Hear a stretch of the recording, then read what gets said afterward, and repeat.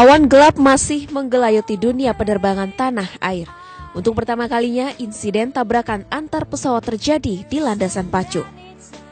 Ironis, insiden tersebut terjadi justru di bandara yang baru 2 tahun berubah fungsi menjadi komersial, yakni Halim Perdana Kusuma. Tahun 2015 silam, Trigana Air Service mengalami gangguan saat mendarat. Deraya Air mengalami rusak mesin di Bandara Wamena, Papua. Pesawat Hercules pabrikan Lockheed pun jatuh di Medan akibat kerusakan mesin. Berikutnya ada Trigana Air, Kardik Air, dan Aviastar. Sebelum tabrakan dengan Transnusa, Batik Air juga pernah tergelincir di Bandara Adi Sucipto, Yogyakarta, November 2015 silam. Kementerian Perhubungan pun langsung mengeluarkan 4 instruksi, mulai dari investigasi oleh KNKT, pemeriksaan terhadap tim staf darat beserta pesawat yang terlibat, dan pembekuan izin perusahaan staf darat hingga KNKT mengeluarkan rekomendasi. Dan pemirsa, masih bersama saya, Cepi Hakim, mantan Kepala Staf TNI Angkatan Udara yang menentang Bandara Halim Perdana Kusuma dijadikan sebagai bandara komersil. Pak Cepi, kalau menurut Anda, dari pengamatan Anda, insiden terjadi antara pesawat Batik Air dan Transnusa semalam di Bandara Halim, apa sesungguhnya yang menjadi penyebab utama, Pak?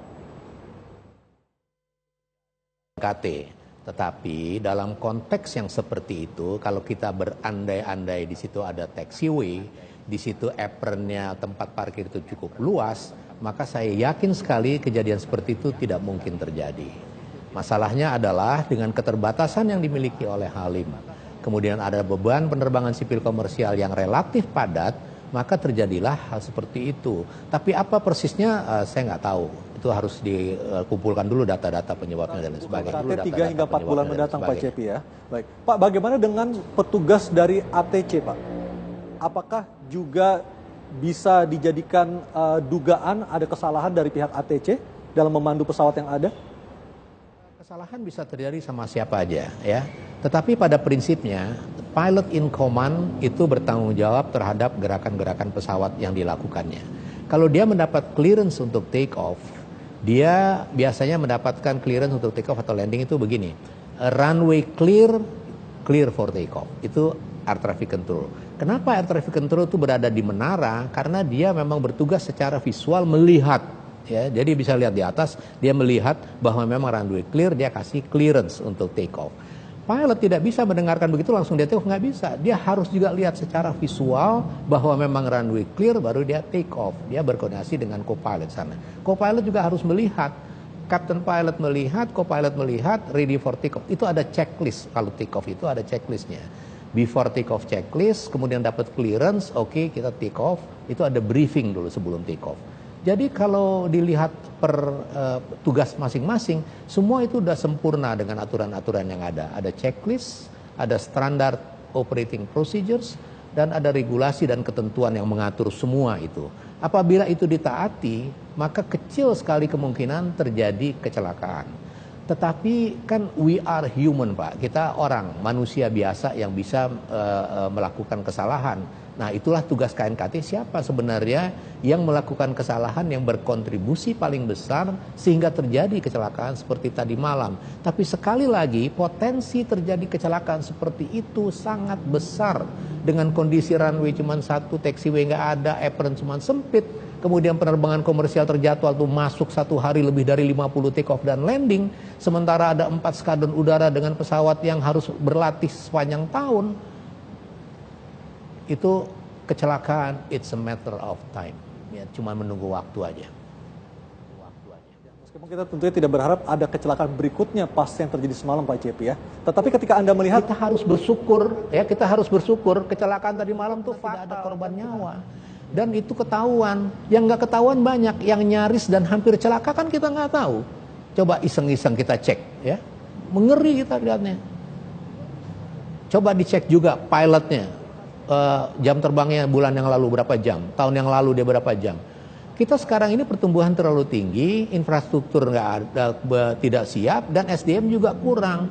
Yang terjadi tuh banyak rangkaiannya. Dimungkinkan pekerja atau pilot itu bisa saja terjadi overtime, Pak, dalam bekerja ya? Lion Air ketangkep nyabu. Ya, kan udah ada banyak kecelakaan-kecelakaan yang terjadi, kecelakaan-kecelakaan yang sebenarnya tidak perlu terjadi ya, kecelakaan-kecelakaan yang saya katakan tuh man-made accident. Karena kita udah tahu tuh akan celaka dan dikerjakan juga. Baik, saya akan menyapa dulu Pak Yusman Syafi'i Jamal, juga ada di studio kami bersama Pak Tulus dan juga Pak Nizar dari Komisi 5 fraksi Partai Gerindra. Pak Yusman, pasca kejadian semalam, apa yang seharusnya dilakukan oleh pemerintah agar kesalahan fatal serupa tidak akan terjadi lagi? Kalau saya boleh usul, sebetulnya sebaiknya yang sekarang harus dilakukan segera itu, karena melihat kekhawatiran yang disampaikan oleh Pak Cepi, ya kita tinjau kembali apakah Halim itu pantas untuk digunakan sebagai commercial airport atau tidak. Jadi dievaluasi secara lebih dasar. Jadi misalnya yang semalam, mungkin action yang lebih cepat kurangi aja dulu pesawat yang terbang melalui Halim jumlahnya.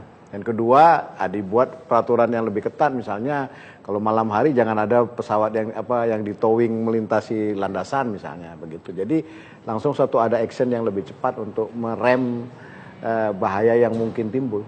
Pak Nizar, apakah Anda sudah melihat adanya action dari pemerintah pasca kejadian semalam? Actionnya itu hanya berupa peringatan aja ya. Pertama, peringatan normatif tentunya kan? Normatif ya, tidak lebih dari itu? Enggak lebih dari itu. Misalkan kedua pesawat itu ditahan dulu untuk pemeriksaan, kemudian menunggu black box-nya dari KNKT. Normatif aja sesuai ketentuan Undang-Undang Nomor 1 Tahun 2009. Tapi saya sangat mendukung dari Pak Yusman ini agar ada sebuah kebijaksanaan yang sangat frontal sekali. Maksudnya frontal itu karena penerbangan itu kan juga menyangkut hajat hidup orang banyak. Sesuai dengan Undang-Undang Dasar 1945, hajat hidup orang banyak ini kan ditanggung negara. Kalau itu memang flight-nya terlalu banyak antara landing dengan take off-nya, ya kita akan sampaikan ke Kementerian Perhubungan, ke Angkasa Pura agar dikurangi dulu. Oke, Mas Tulus, apakah mungkin frekuensi penerbangan akan dikurangi karena itu kaitannya adalah dengan revenue atau pendapatan dari maskapai? Ya, sangat mungkin dan harus ya. Karena artinya pemerintah harus keras dalam hal ini kan? Iya dong, karena ini kan demi keselamatan tadi. Tadi kalau mendengarkan analisisnya Pak Cepi, saya kira ngeri sekali ya. Ini bukan main-main karena pesawat itu high risk. Betul. Ya, tapi kalau ditangani dengan baik itu tingkat keselamatannya tinggi. Nah, ini kondisi infrastruktur tidak siap dipaksakan dengan resiko keselamatan yang dipertaruhkan. Saya kira saya akan menegaskan bahwa harus dihentikan komersialisasi di Halim, kembalikan ke kitohnya di Soekarno-Hatta dan lain sebagainya, sehingga tidak memendam resiko yang menjadi bom waktu. Ya, saya kira harus ada audit ulang dan kemudian di stop dan kembali ke komersial di Soekarno-Hatta. Audit ulang tentunya akan memerlukan waktu yang cukup lama. Tetapi apa yang bisa dilakukan pemerintah untuk dalam waktu tidak terlalu lama agar kondisi tersebut tidak terulang lagi? Ya, sebenarnya tidak terlalu lama ya. Audit ulang itu kan fisik, tinggal di audit masalah-masalah tadi, kecelakaan seperti apa, dan kemudian tadi kan infrastrukturnya kan tidak memenuhi syarat kan sudah jelas itu. Ya. Sudah jelas itu nggak bisa ditawar-tawar, tinggal kemudian diputuskan kecuali memang ini kemudian mempertaruhkan keselamatan penumpang pesawat untuk demi mengejar pendapatan. Saya kira nanti saya akan kirim surat ke Angkasa Pura dan juga Kementerian Perhubungan untuk meminta ini setelah mendengarkan analisis dari Pak Cepi, saya kira ya. Baik, nanti kita akan kembali lagi dengan dialognya. Pak Cepi masih bersama kami di sini. Nanti kita akan berdialog lagi Pak usai jeda berikut ini, dan pemirsa tetaplah bersama kami di Talk to iNews.